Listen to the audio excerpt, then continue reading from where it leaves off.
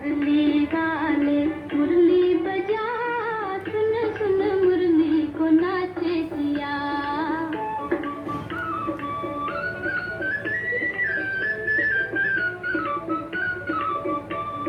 मुरली वाले मुरली बजा, सुन सुन मुरली को नाचे जिया।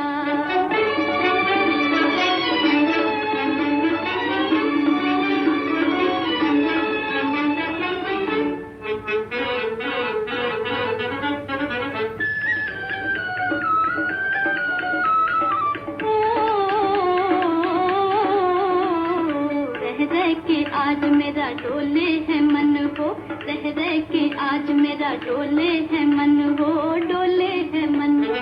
जाने न प्रीत मेरे भोले सजन हो, जाने न प्रीत मेरे भोले सजन, मेरे भोले सजन। कैसे छुपाऊं हाय दिल की लगन, हाय दिल की लगन। कैसे छुपाऊं हाय दिल की लगन, हाय दिल की लगन। मौसम प्यारा ठंडी हवा, दिल मिल जाए वो जादू जगा।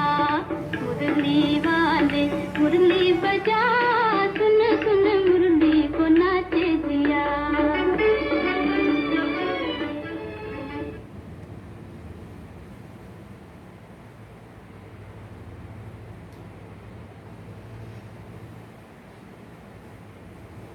ओम शांति। आज 1 अगस्त की मुरली है रिवाइज कोर्स से 24/2/88 की। आज बाबा ने सार में कहा है, वरदाता से प्राप्त हुए वरदानों को वृद्धि में लाने की विधि। वरदाता से प्राप्त हुए वरदानों को वृद्धि में लाने की विधि। आज बाप दादा अपने रूहानी चात्रक बच्चों को देख रहे हैं। हर एक बच्चा बाप से सुनने के, मिलने के और साथ साथ बाप समान बनने के चात्रक है। सुनने से जन्म जन्मांतर की प्यास मिट जाती है। ज्ञान अमृत प्यासी आत्माओं को तृप्त आत्मा बना देती है। सुनते सुनते आत्माएं भी बाप समान ज्ञान स्वरूप बन जाती है। बाबा कहते हैं, वाह ये कहे कि ज्ञान मुरली सुनते सुनते स्वयं भी मुरलीधर बच्चे बन जाते हैं। रूहानी मिलन मनाते बाप के स्नेह में समा जाते हैं। मिलन मनाते लवलीन मगन स्थिति वाले बन जाते हैं। मिलन मनाते एक बाप दूसरा ना कोई, इस अनुभूति में समाये हुए रहते हैं। मिलन मनाते निर्विघ्न सदा बाप के संग के रंग में लाल बन जाते हैं। जब ऐसे समाये हुए व स्नेह में लवलीन बन जाते हैं तो क्या आशा रहती है? बाप समान बनने की। हर एक की आशा, हर एक का लक्ष्य एक ही है, बाप समान बनने की। बाप के हर कदम पर कदम रखने वाले अर्थात बाप समान बनने वाले। जैसे बाबा का सदा सर्वशक्तिमान स्वरूप है, ऐसे बच्चे भी सदा मास्टर सर्वशक्तिमान स्वरूप बन जाते हैं। जो बाप का स्वरूप है, सदा शक्तिशाली, सदा लाइट, ऐसे बाप समान बन जाते हैं। समान बनने की विशेष बातें जानते हो ना? किन किन बातों में बाप समान बनना है? बन रहे हो और बने भी हो, बाबा कहते बहुत बने हो और अभी बन रहे हो, जो रह गया है। जैसे बाबा का नाम, बच्चों का भी वही नाम है। कौन सा नाम? विश्व कल्याणकारी। यही नाम है ना आप सबका। जो बाप का रूप वही बच्चों का रूप, जो बाप के गुण वही बच्चों के गुण। बाबा के हर गुण को धारण करने वाले ही बाप समान बनते हैं। जो बाप का कार्य वो बच्चों का कार्य। सब बातों में बाप समान बनना है। लक्ष्य तो सभी का वही है ना, सम्मुख रहने वाले नहीं लेकिन समान बनने वाले। बाप समान बनने वाले, बाबा कहते सम्मुख रहने वाले ही नहीं लेकिन बाप समान बनने वाले। इसको कहा जाता है फॉलो फादर करने वाले।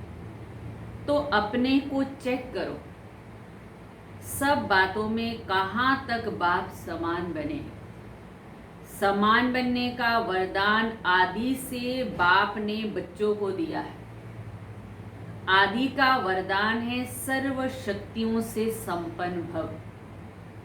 लौकिक जीवन में बाप व गुरु वरदान देते हैं, धनवान भव, पुत्रवान भव, बड़ी आयु भव या फिर सुखी भव का वरदान देते हैं ना। तो बाप दादा ने क्या वरदान दिया? बाबा क्या वरदान देते हैं? सदा ज्ञान, धन और शक्तियों के धन से संपन्न भव। यही ब्राह्मण जीवन का खजाना है। ज्ञान, गुण, शक्तियाँ, बाबा कहते यही ब्राह्मण जीवन का खजाना है। सबसे बाबा कहते ऊंच हो ना तुम। जब से ब्राह्मण जन्म लिया है तब से संगम युग की स्थापना में, संगम युग की स्थापना के कार्य में अंत तक जीना अर्थात बड़ी आयु भव।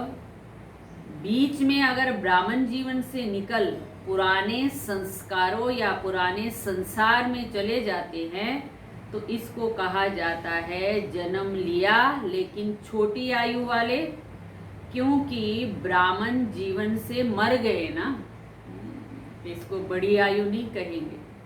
कोई कोई ऐसे भी होते हैं जो कोमा में चले जाते हैं, होते हुए भी ना के बराबर होते हैं और कभी कभी जग जाते हैं, लेकिन वो जिंदा होना भी मरने के समान है। बाबा इसकी तुलना किससे कर रहे हैं?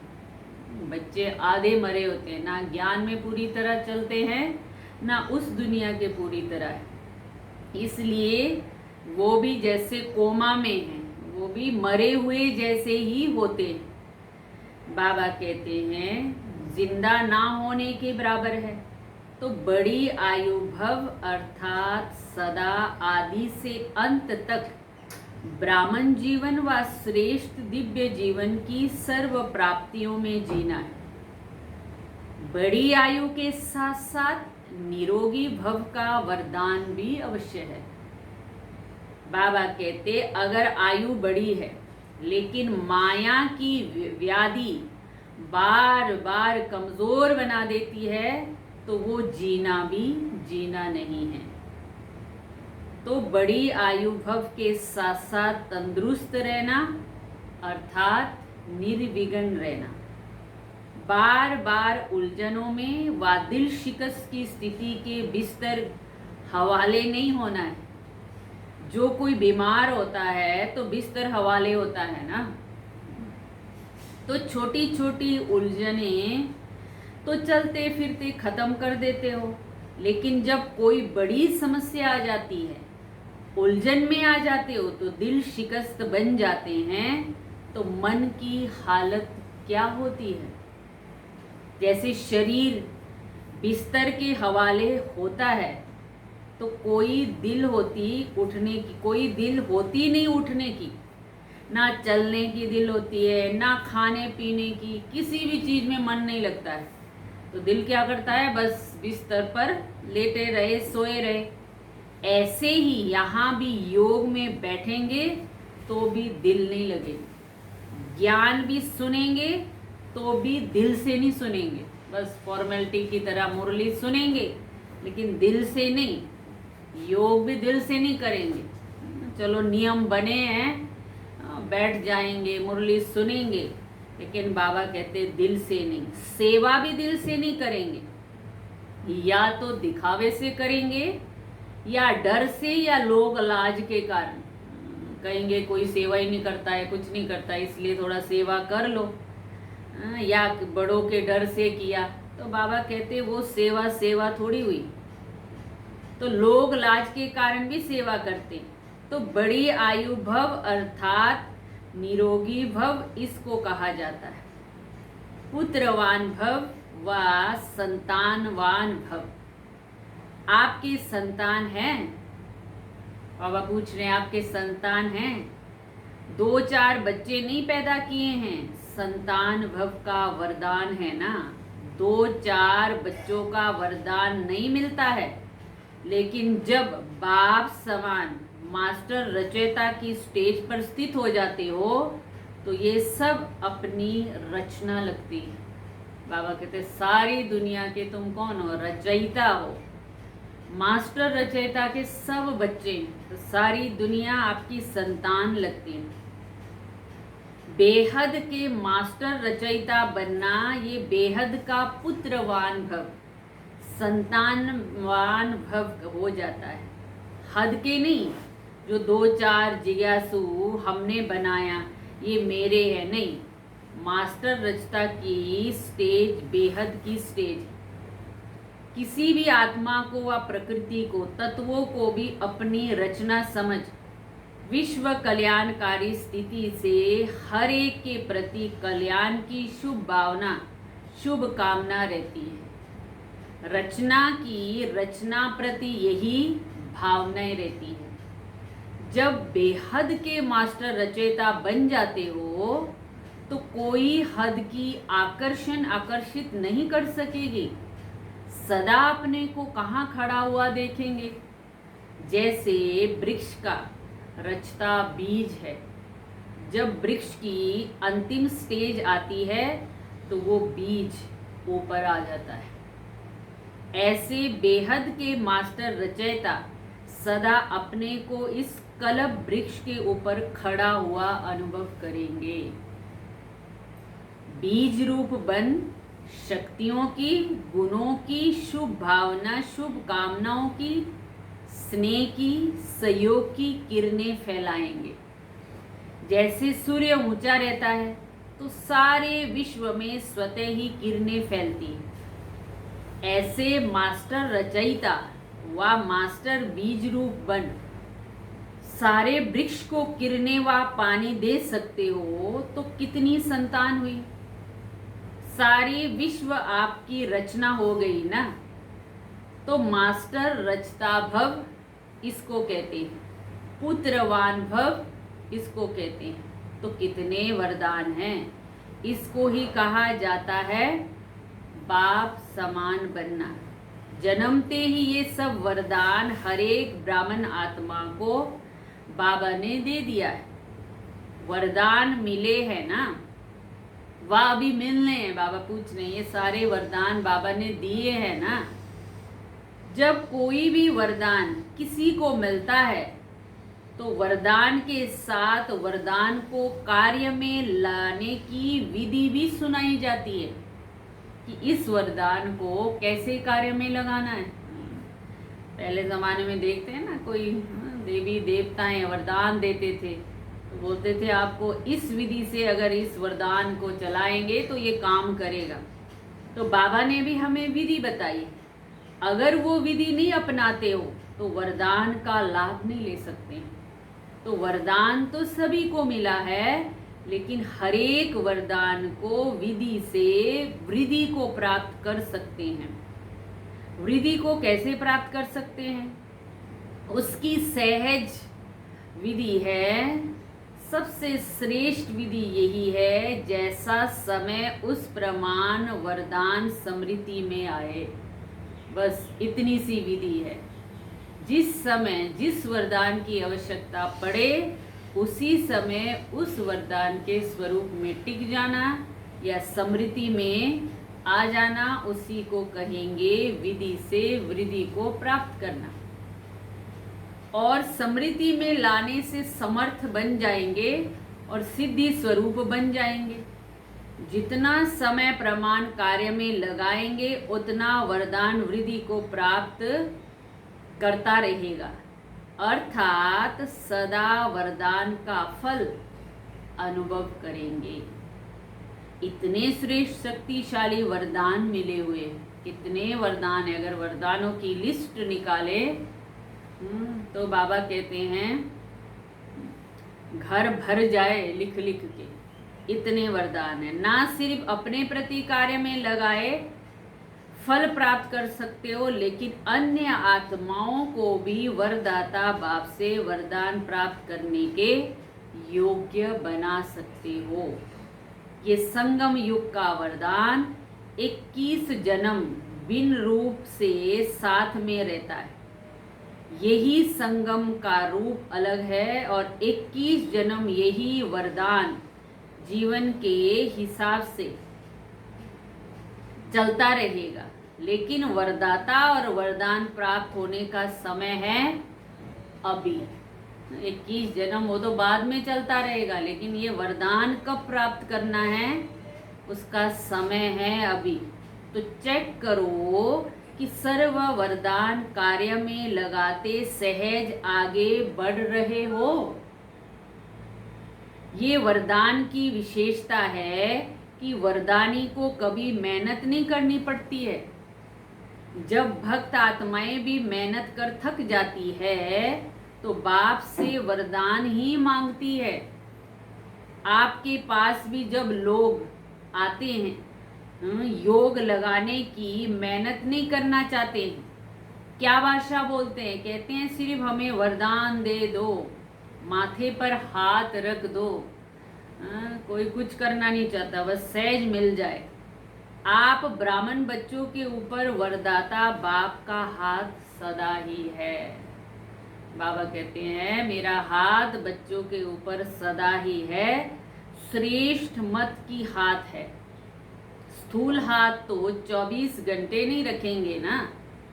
ये बाप के श्रेष्ठ मत का वरदान रूपी हाथ सदा बच्चों के ऊपर है।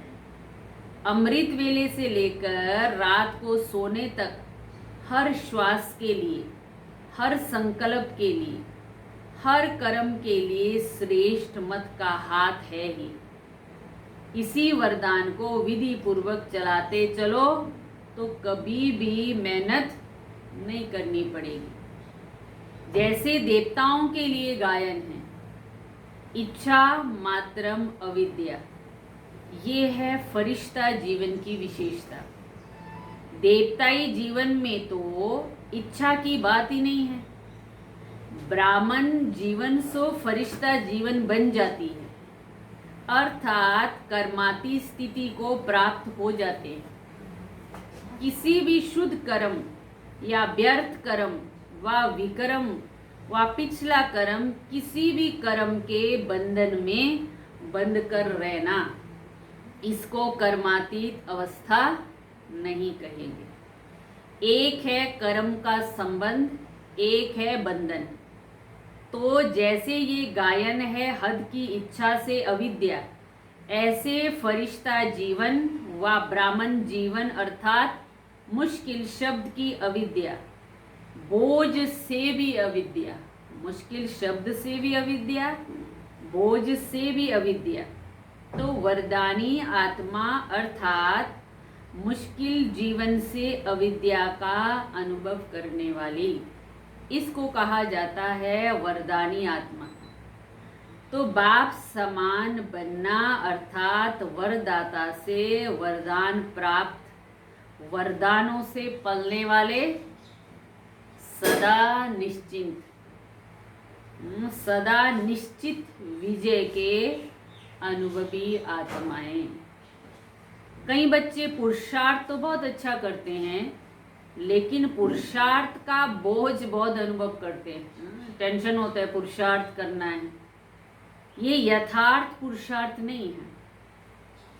अटेंशन रखना ये ब्राह्मण जीवन की विधि है, लेकिन अटेंशन टेंशन में बदल जाए, नेचुरल अटेंशन नहीं रहता, इसको यथार्थ अटेंशन नहीं कहा जाता।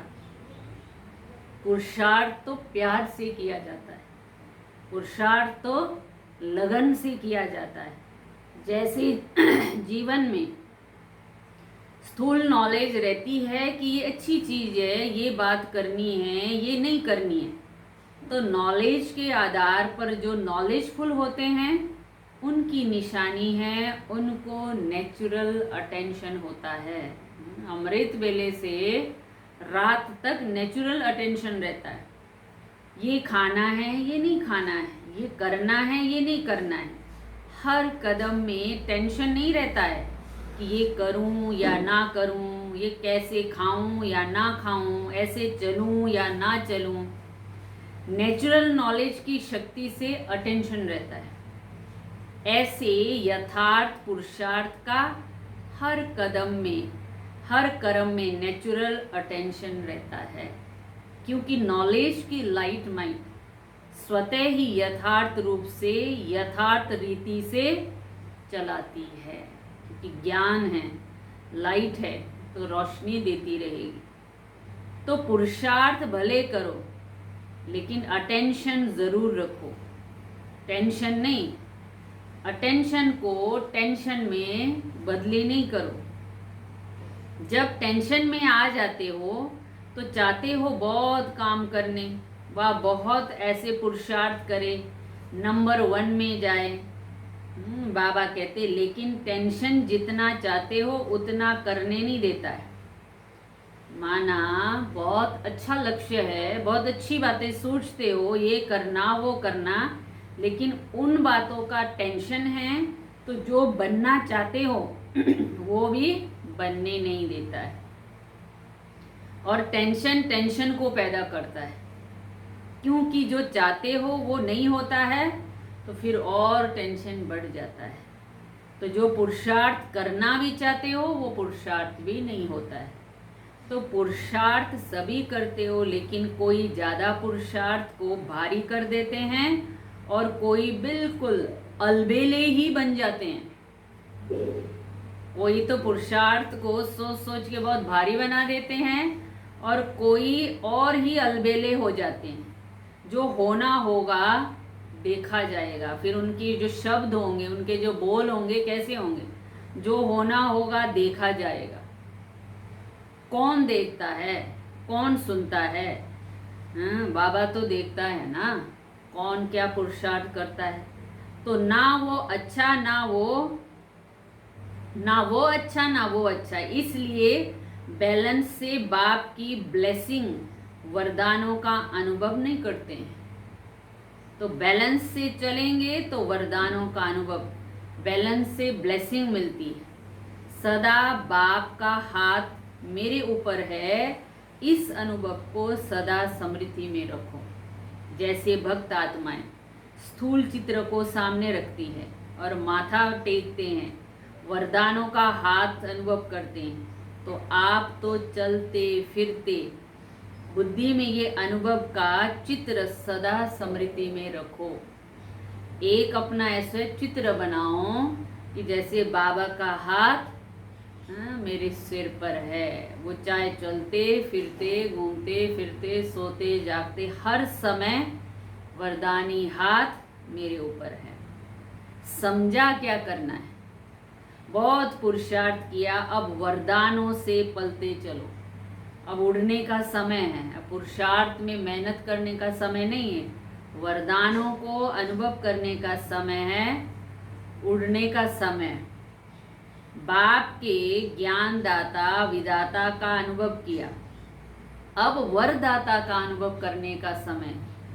ज्ञानदाता का भी अनुभव किया, बाबा का सारा ज्ञान सुना, समझ में आए, है ना। विदाता भाग्य भी बना रहे हैं, लेकिन अब समय है जो बाबा का वरदान है।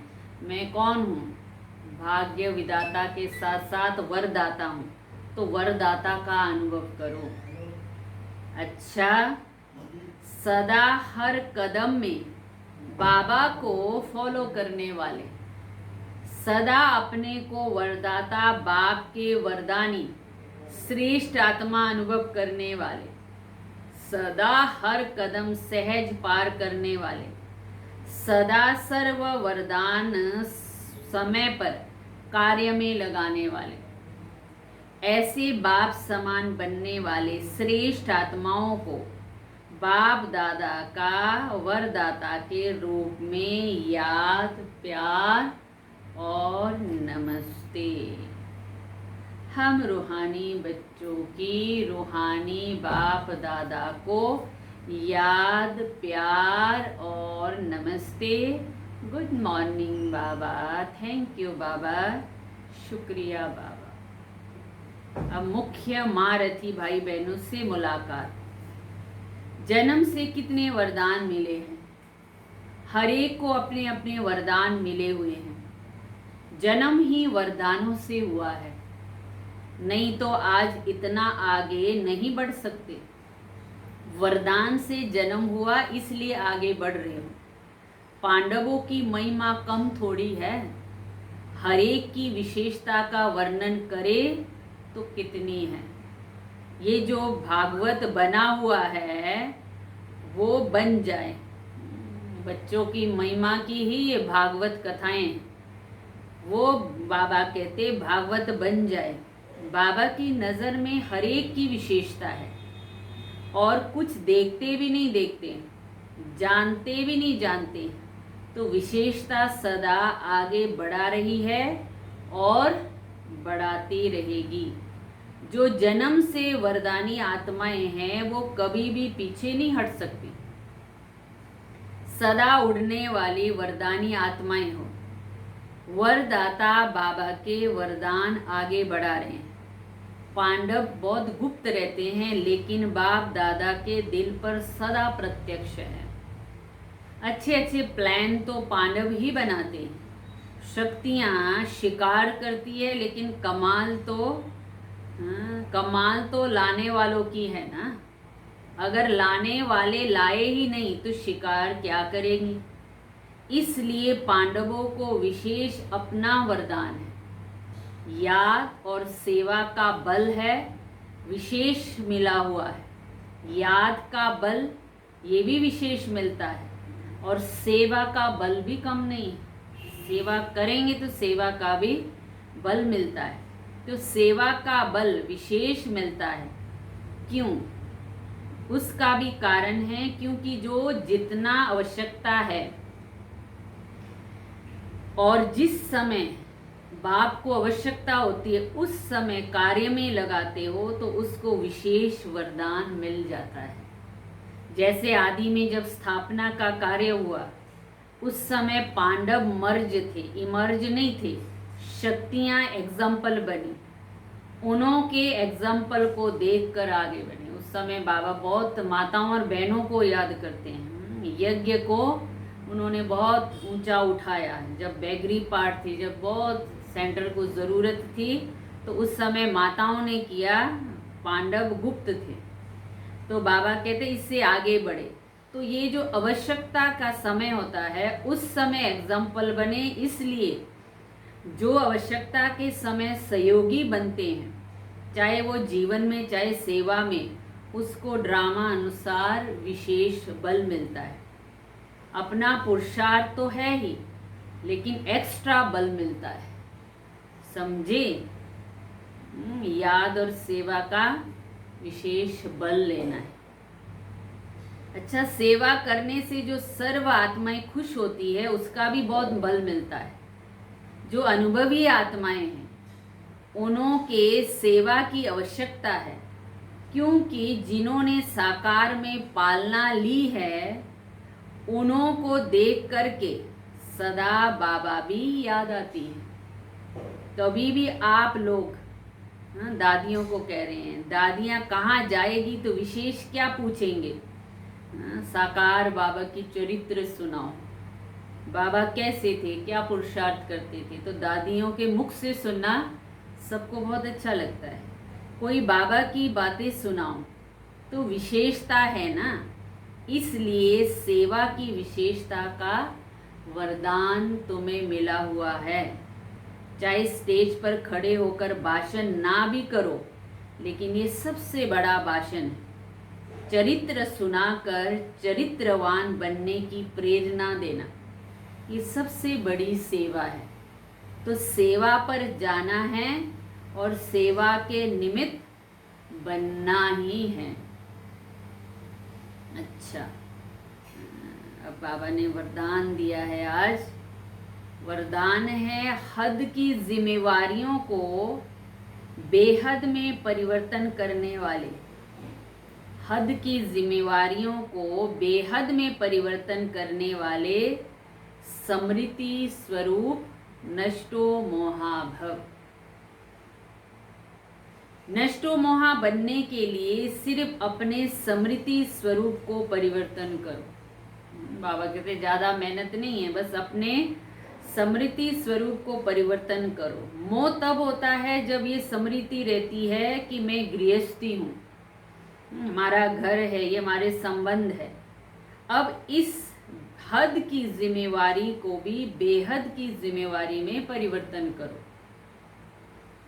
अब इस हद की जिम्मेवारी को बेहद में परिवर्तन करो। बेहद की जिम्मेवारी निभाएंगे तो हद की स्वतः पूरी हो जाएगी। लेकिन यदि बेहद की जिम्मेवारी को भूल सिर्फ हद की जिम्मेवारी निभाते हो तो उसे और ही बिगाड़ते हो, क्योंकि वो फर्ज मोह का मर्ज हो जाता है। इसलिए अपने समृति स्वरूप को परिवर्तन करो और नष्टो मोहा बनो। इसका स्लोगन है, ऐसे तीव्र उड़ान भरो जो बातों रूपी बादल सेकंड में क्रॉस हो जाए। ऐसी तीव्र उड़ान भरो जो बातों रूपी बादल सेकंड में क्रॉस हो जाए। तो ये थी आज के बाबा के अव्यक्त मधुर महावाक्य। आज की मुरली तो 2-3 बार पढ़ने वाली, जितनी बार पढ़ेंगे उतनी बार नए नए गुए रहस्य समझ में आई। चलो ये बाबा को याद करते हैं।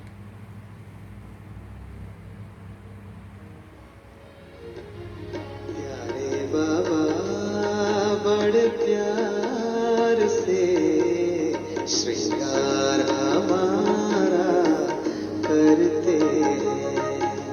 प्यारे बाबा बड़े प्यार से श्रृंगार हमारा करते हैं।